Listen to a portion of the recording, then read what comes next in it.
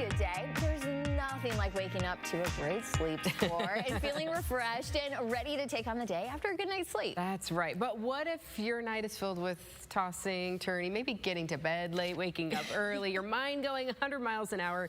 Well, maybe we can help. Dr. James Tita is part of the sleep medicine team at Mercy Health, and he joins us this morning. Thank you so much for being here today. Good to be here. Thank you. Hopefully you got a good night's sleep last night. I did. Good.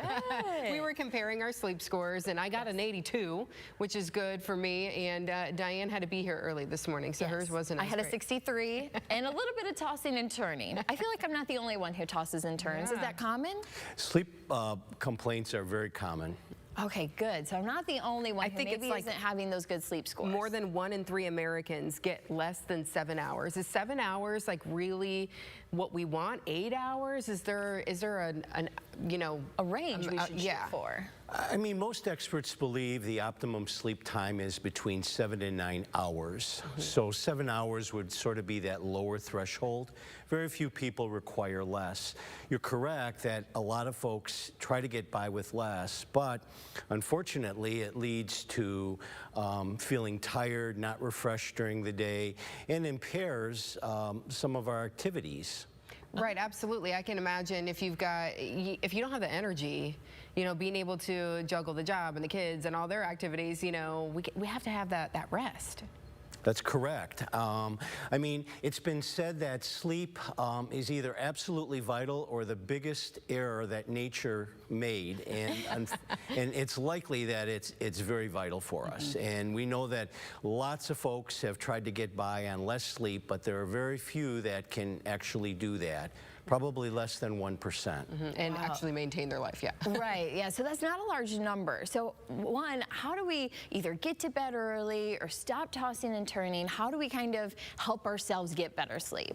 Well, I think it's important to understand that, we can't force ourselves to fall asleep. We can certainly force ourselves to get up. The alarm clock does that in the morning. And so you really have to kind of set yourself up to allow your body to slow down and sort of make yourself receptive to falling asleep. And it's a natural process. Yeah, and how do we do that? Do we dim the lights? Do we turn the TVs off? Like, how do we prepare ourselves? Well, all of those things are important. I think, first of all, we need to kind of prepare our minds. So we slow down. We tend to want to jam everything into the end of the day, and really, those rituals that we go through, whether it's reading a book, whether it's relaxing, whether it's letting our mind slow down, you want to have the environment to be conducive to sleep, and that is a cool room, probably in the range of 60, 68 degrees. That helps our body fall asleep.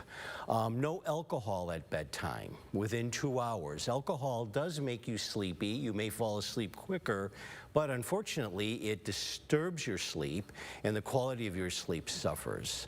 And finally, as you mentioned, no bright lights, and especially that blue light that we see on computers. Light wakes us up. What about even sleep masks or weighted blankets or blackout curtains? Do they really help, or is it maybe just in our minds? Well, I think for some folks it does help.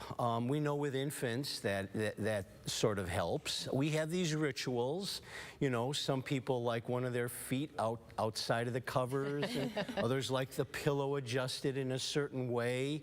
And so all of those things can be helpful. Whatever you associate with sleep can help you fall asleep.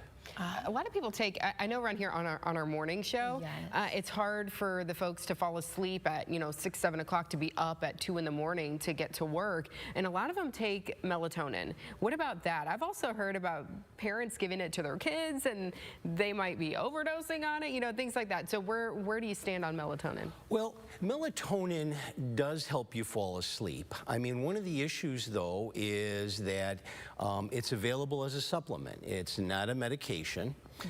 We don't have a lot of studies on it, and so, I would advise some caution, certainly with children. It is a hormone. Our pineal gland actually secretes melatonin, which is one of the ways that we fall asleep. Conversely, in the morning, when the light comes up, it suppresses that melatonin release. When you take a melatonin pill, it's metabolized relatively rapidly, so it doesn't last the whole night like in the natural state. So occasionally for sleep, maybe when you're traveling, changing time zones, it may be helpful, but we generally don't recommend it on a regular basis. Okay. Good idea there, because I have heard a lot about the melatonin. I've heard a lot of chatter on that. And of course, we should talk to our doctors if we really, want to fix all of those sleep scores. Yes. It's an ongoing issue. Yes. If you're in a 63 every day. Okay, yeah, I do have to fix that. All right, doctor, thank you so much for coming in this morning. We appreciate it. And thank you for watching Toledo's longest running 9 a.m. show. Good Day is back in just a moment. Stay with us.